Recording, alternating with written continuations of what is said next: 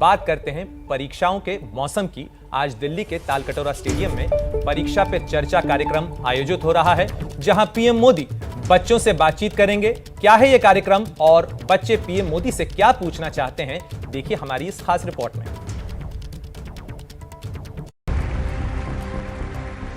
आप लोग टेंशन में है क्या? बोर्ड परीक्षाओं से पहले प्रधानमंत्री नरेंद्र मोदी शुक्रवार को एक बार फिर परीक्षा पे चर्चा कार्यक्रम के सिलसिले में बच्चों से बातचीत करेंगे। ये कार्यक्रम सुबह 11 बजे से दिल्ली के तालकटोरा स्टेडियम में होगा, जिसमें 9वीं से 12वीं तक के करीब 1000 बच्चे पीएम मोदी से रूबरू होंगे और प्रश्न पूछ सकेंगे। 2018 में शुरू हुए इस कार्यक्रम का ये 5वां संस्करण है। परीक्षा पे चर्चा कार्यक्रम के दौरान पीएम मोदी बच्चों को परीक्षा के दौरान तनाव से बचने, टाइम मैनेजमेंट के अलावा जीवन में सफलता पाने के गुर सिखाते हैं। एबीपी न्यूज ने कुछ छात्रों से बातचीत की। बच्चों ने बताया कि वो पीएम मोदी से क्या प्रश्न पूछना चाहेंगे। आज की स्थिति है कि विद्यार्थी अपना आत्मविश्वास खो रहे हैं, जगह जगह दूसरों की देखा देखी ट्यूशन सेंटर जा रहे हैं।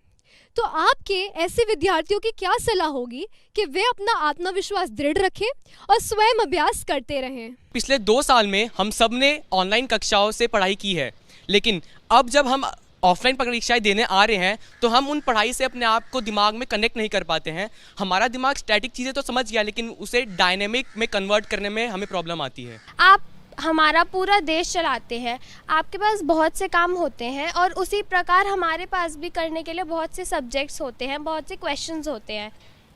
तो आप इतने सारे काम को मैनेज कर लेते हैं, तो मैं आपसे कुछ सुझाव चाहती हूँ जो आप हमें बताएं ताकि हम भी अपने सब्जेक्ट्स मैनेज कर सकें। आप एक नौजवान छात्र थे, तब अपने विद्यालय में, या जब आप एक पॉलिटिकल साइंस के स्टूडेंट थे, तब अपने आप को सामाजिक विकर्षणों से कैसे दूर रखकर अपना पूरा ध्यान अपनी पढ़ाई को अर्पित करते थे? सब बात करते हैं, मेरा बेटा ये करता है। इस कार्यक्रम में दिल्ली, एनसीआर, यूपी और हरियाणा के सरकारी और निजी स्कूल में पढ़ने वाले बच्चे शामिल होंगे, लेकिन कार्यक्रम का लाइव प्रसारण भी किया जाएगा। बच्चों के साथ उनके अभिभावक और शिक्षक भी कार्यक्रम में शामिल होंगे। बता दें कि पिछले साल कोरोना महामारी के कारण ये कार्यक्रम ऑनलाइन तरीके से हुआ था।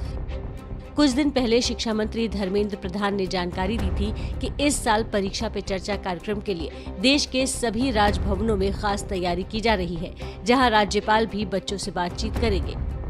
इसी की लाइव स्ट्रीमिंग होगा गवर्नर हाउस में। उस राज्य की बच्चों को इकट्ठा करके, अभिभावक, बच्चे और शिक्षकों को इकट्ठा करके, और वहां परीक्षा पे चर्चा बैठ के देखेंगे। प्रधानमंत्री जी के इंटरेक्शन में पार्टिसिपेट करेंगे। इस कार्यक्रम को आईआईटी, आईआईएम जैसे संस्थानों में भी दिखाया जाएगा। विदेशों में भारतीय दूतावासों में भी इसका सीधा प्रसारण किया जाएगा। 10वीं और 12वीं की बोर्ड परीक्षा देने जा रहे छात्रों को इसका खास इंतजार रहता है।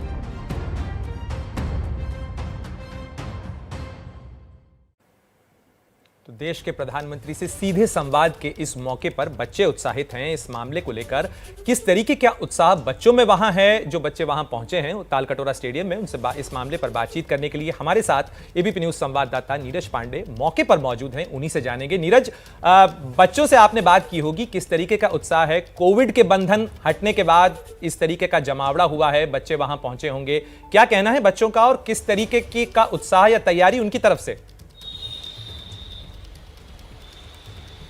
देखिए, निश्चित रूप में बहुत उत्साह है बच्चों के अंदर। बच्चे उत्साहित हैं। इसका इसी से अंदाज़ा लगाया जा सकता है प्रणय कि पिछली बार की तुलना में करीब 12.5 लाख बच्चे रजिस्टर्ड हुए थे, बच्चे और पेरेंट्स वगैरह, लेकिन इस बार करीब 15 लाख से ज़्यादा, 15.5 लाख के आसपास स्टूडेंट्स ने परीक्षा पे चर्चा कार्यक्रम के तहत रजिस्टर्ड कराया है, जिसे पूरे दुनिया में दिखाया जाए। पूरी दुनिया में जो छात्र इंडियन हैं या दूसरे जो छात्र हैं, जो प्रधानमंत्री के इस कार्यक्रम को लाइव प्रसारण देख सकते हैं।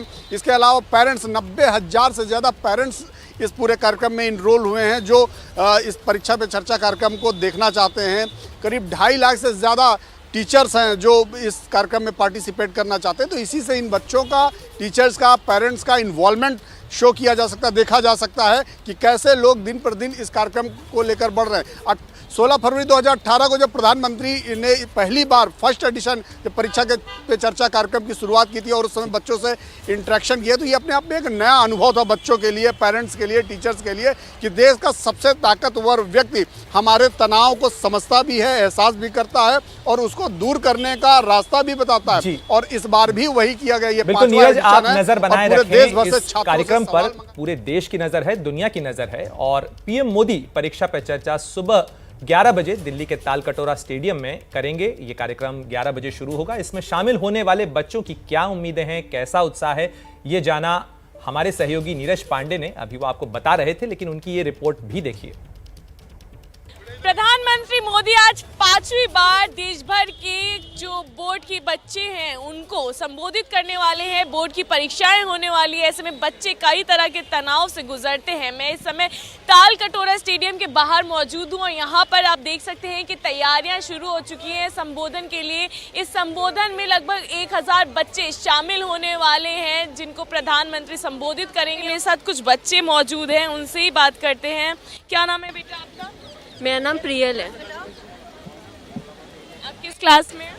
अभी मैं 11th में हूँ और मुझे यहाँ आने का अवसर मिला, इससे मैं बहुत खुश हूँ। मोदी जी बहुत ही ज़्यादा हेल्प करते हैं बच्चों को तनाव से मुक्त होने के लिए और उनकी जो बातें हैं वो बहुत इंस्पायर करती हैं हमें। आप क्या सवाल करेंगे अगर आपको मौका मिला? अगर मुझे मौका मिला तो मैं टाइम मैनेजमेंट के बारे में पूछना चाहूँगी, क्योंकि जब भी हम परीक्षाओं की तैयारी कर रहे होते हैं तो हमारा ध्यान भटकता रहता है, कभी फ़ोन के तरफ या कभी टीवी या फिर खेलने जाना है। तो मोदी जी से मैं ये पूछना चाहूँगी कि हम कैसे ये टाइम मैनेज करें और इन सब सारी जो हमें भटकाती हैं चीज़ें उनसे दूर रहें। आपका क्या नाम है? जानवी। आप किस क्लास? मैं अभी 11th में हूँ, अभी 12th में आए हैं। आप क्या सवाल करेंगी प्रधानमंत्री से अगर आपको क्यों? मुझे लगता है कि हमारे बच्चों के अंदर मेंटल हेल्थ प्रॉब्लम्स के काफ़ी इश्यूज़ रहते हैं, तो अगर मुझे मौका मिला तो मैं प्रधानमंत्री जी से ये पूछूंगी कि हम अपनी सोसाइटी में मेंटल हेल्थ के लिए अवेयरनेस कैसे लेके आए, पेरेंट्स, टीचर्स और स्टूडेंट्स को मिला के। आप क्या नाम है? मेरा नाम सुहानी है। मेरा प्रश्न यह है कि इतिहास सदैव ही यूरोपीय दृष्टिकोण से देखा गया है और मुझे लगता है कि हमारी पुस्तकें भी यूरोपीय दृष्टिकोण से ही लिखी गई है। हमें फॉरेन के वेस्टर्न साइंटिस्ट के बारे में बताया जाता है, लेकिन अगर हमारी किताबों में कोई भारतीय वैज्ञानिक मिल जाए तो आप मुझे बताइए। बहुत ही कम चांसेस होते हैं कि हमें मिले। तो मेरा प्रश्न यह है कि आने वाली नई शिक्षा नीति में क्या इस क्षेत्र में हम बदलाव की उम्मीद देख सकते हैं? आपका क्या नाम है? सौरभ। मेरा नाम सौरभ शर्मा है। मैं क्लास 12th का हूँ। मैं अभी 11th से पास होकर आया और मेरे को बहुत खुशी है कि प्रधानमंत्री जी स्वयं खुद से हमसे पहली बार बात करेंगे और ये मतलब हमारा जो थोड़ा बहुत ये रहता है कि जैसे हमारा मन भटक जाता है पढ़ाई से, या फिर जैसे कभी कभार मन नहीं करता पढ़ने का, अगर जैसे हम बहुत टाइम हो गया हमें पढ़ते पढ़ते, तो फिर उससे रिलेटेड अगर हमें थोड़ा हमारा जैसे हम कैसे मन लगाएं पढ़ाई, मतलब कैसे मन लगाएं हम पढ़ने के ऊपर, तो उस बारे में मेरे को प्रश्न करना है मोदी जी से। ठीक है, आपका क्या नाम है? मेरा नाम साक्षी है। मैं अभी 12वीं में गई हूँ। तो मेरा प्रश्न मोदी जी से ये रहेगा कि हम एग्ज़ाम्स तो दे देते हैं, हमारे अंक भी अच्छे आ जाते हैं, लेकिन एक जो कहीं मेरे और मेरे दोस्तों के दिल में हमेशा ये रहता है कि इन एग्ज़ाम्स का क्या महत्व है, तो वो महत्व जानना भी ज़रूरी है। आपका क्या नाम है? Good morning, my name is Kush. I am currently in class 12th। आप क्या सवाल करेंगे? मेरा सवाल पीएम मोदी से ये रहेगा कि ड्यू टू कोविड-19 as we are all stressed out due to online mode of education, इसीलिए मैं उनसे पूछना चाहूँगा कि कैसे हम अपनी डेली रूटीन को इम्प्रूव कर सकते हैं, जैसे हम कोविड-19 से कोप अप नहीं कर पा रहे हैं अपनी डेली रूटीन को। So what are the ways by which we can improve our daily routine to cope up with our studies. 9वीं से लेके 12वीं क्लास के बच्चे यहाँ पर आएंगे और पीएम मोदी से अपने अपने सवाल करेंगे। वहीं प्रधानमंत्री मोदी इन बच्चों की बात सुनेंगे, बच्चों को ये बताएंगे कि किस तरह से न केवल परीक्षा में बल्कि जीवन की परीक्षा में भी उनको सफल होना है। कैमरा पर्सन अजय तिवारी के साथ इलाका आजमी, एबीपी न्यूज़, दिल्ली। बात कर रहे हैं परीक्षा पर चर्चा कार्यक्रम को लेकर। इस कार्यक्रम का आयोजन तालकटोरा स्टेडियम में दिल्ली के हो रहा है। इसमें करीब 1000 बच्चे पहुंचे हैं और इन बच्चों के बीच खुद प्रधानमंत्री मोदी इस कार्यक्रम के 5वें एडिशन, यानी ये जो सिलसिला बीते 5 सालों से चल रहा है परीक्षा पे चर्चा कार्यक्रम का, जिसमें पीएम परीक्षा में शामिल होने वाले बच्चों से सीधा संवाद करते हैं, उन्हें उनका टेंशन रिलीज करने की कोशिश करते हैं, टिप्स देते हैं उन्हें। और इस पूरे मामले पर बातचीत करने के लिए हमारे साथ एबीपी न्यूज संवाददाता जैनेंद्र भी मौजूद हैं। जैनेंद्र, आप वहां मौजूद हैं। बच्चों में मोदी सर की क्लास को लेकर क्या उत्साह है, क्या कह रहे हैं बच्चे, क्या सवाल लेकर पहुंचे हैं?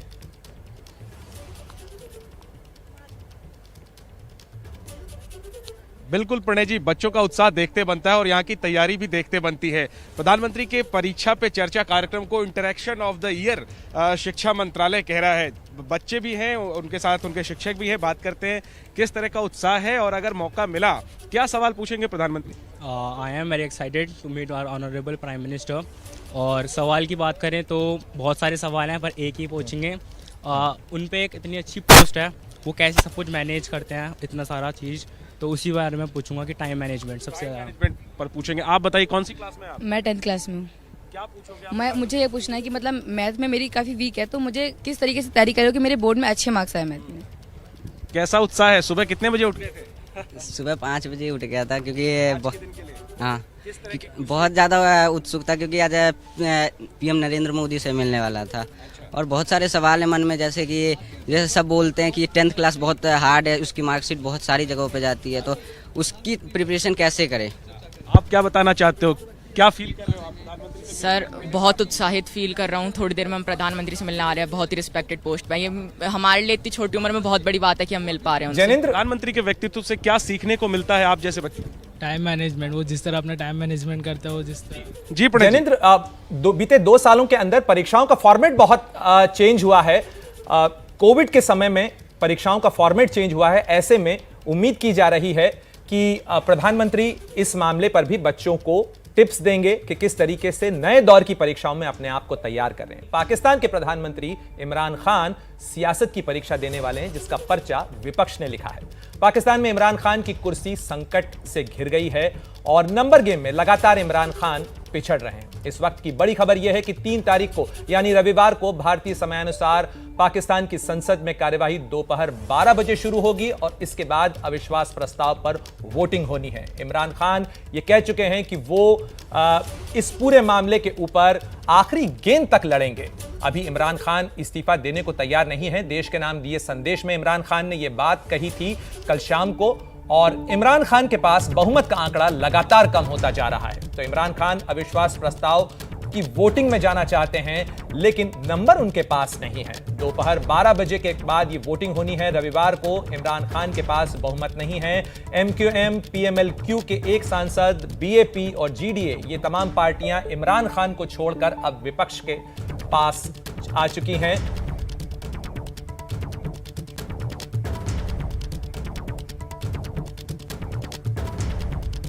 और इमरान खान ये कह चुके हैं कि वो इस्तीफा देने के लिए तैयार नहीं है। उधर विरोधियों का दावा है कि नंबर गेम में इमरान काफी पिछड़ चुके हैं और उनकी कुर्सी जाना लगभग तय है।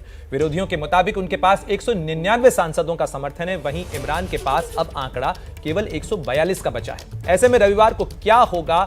क्या इमरान की सरकार चली जाएगी? ये बड़ा सवाल है जो इस समय पाकिस्तान की सियासत में घिरा हुआ है। तो नंबर गेम कुछ इस तरीके का है, जिस तरीके की स्ट्रेंथ सामने नजर आई उसके बाद इमरान खान बैकफुट पर फिलहाल नजर आ रहे हैं। हमारी ये खास रिपोर्ट देखिए कि किस तरीके से पाकिस्तान में सियासी संकट घिरता चला जा रहा है। इस बयान के साथ ही इमरान खान ने साफ कर दिया है कि वो संसद में अविश्वास प्रस्ताव का सामना करेंगे। इमरान ने वोटिंग की तारीख भी बता दी। पाकिस्तान के नेशनल टेलीविजन पर दिया गया ये बयान बताता है कि इमरान खान ने सरकार बचाने के लिए अपनी रणनीति बदल दी है। पहले इमरान ने अपने सांसदों को वोटिंग से दूर रहने की हिदायत दी, सदन से गैर हाजिर रहने का फरमान जारी किया था, लेकिन अब इमरान अविश्वास प्रस्ताव का सामना करने के लिए तैयार है। तो सवाल ये कि आखिर इमरान में ये कॉन्फिडेंस आया कहां से? जवाब है ये तस्वीर। ये गुरुवार को पाकिस्तान की नेशनल असेंबली में जुटा विपक्षी खेमा है। विपक्ष पहले दावा कर रहा था कि पीटीआई के 2 दर्जन से ज्यादा सांसद टूटकर उसके खेमे में आ गए हैं, लेकिन जब संसद में ताकत दिखाने की बारी आई तो विपक्षी सांसदों की संख्या बहुमत के बराबर दिखी, न एक कम न एक ज्यादा। आपको बता दें कि 342 सदस्यीय पाकिस्तानी संसद के निचले सदन यानी नेशनल असेंबली में बहुमत के लिए 172 वोट की जरूरत है। मुत्ताहिदा कौमी मूवमेंट पाकिस्तान के साथ छोड़ने के बाद सत्तारूढ़ गठबंधन के पास सिर्फ 164 सांसद है, जबकि विपक्ष 177 सांसदों के समर्थन का दावा कर रहा है, लेकिन इसमें से सिर्फ 172 ही सांसद पहुंचे, यानी पाकिस्तान में पिक्चर अभी बाकी है। तो पाकिस्तान की सियासत में अंकों के मैच में इमरान खान फिलहाल बैकफुट पर नजर आ रहे हैं, लेकिन उनके तमाम दावों को अमेरिका ने सिरे से खारिज किया है। अमेरिका ने व्हाइट हाउस की तरफ से जो बयान जारी किया उसमें प्रवक्ता केट बेडिंगफील्ड ने कहा है कि इमरान के आरोपों में कोई सच्चाई नहीं है। यही बात विदेश विभाग के प्रवक्ता नेड प्राइस ने भी कही। The Prime Minister of Pakistan accused the US of working with the opposition to remove him from power. You just said that today. What's the White House reaction to that? There is absolutely no truth to that allegation. उस खबर की जिसको लेकर पूरी दुनिया इस समय चिंतित है।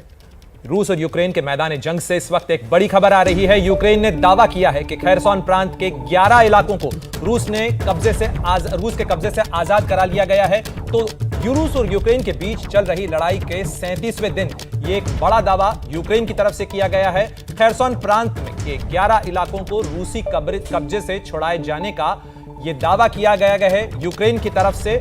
और इससे पहले इसी तरीके का दावा कीव के पास इरपिन के इलाके को रूसी नियंत्रण से मुक्त कराने को लेकर किया गया था। साथ ही मारियोपोल के इलाकों को भी रूस के कब्जे से आजाद कराने को लेकर यूक्रेन की तरफ से दावा किया गया था। और अब यह दावा किया गया है खैरसॉन इलाके के बारे में, जिसके 11 क्षेत्रों को यूक्रेन ने रूस के कब्जे से मुक्त कराने का दावा किया है। बहरहाल रूस और यूक्रेन युद्ध के साथ ही आगे आपको दिखाएंगे किस तरीके से मोदी सर की क्लास पर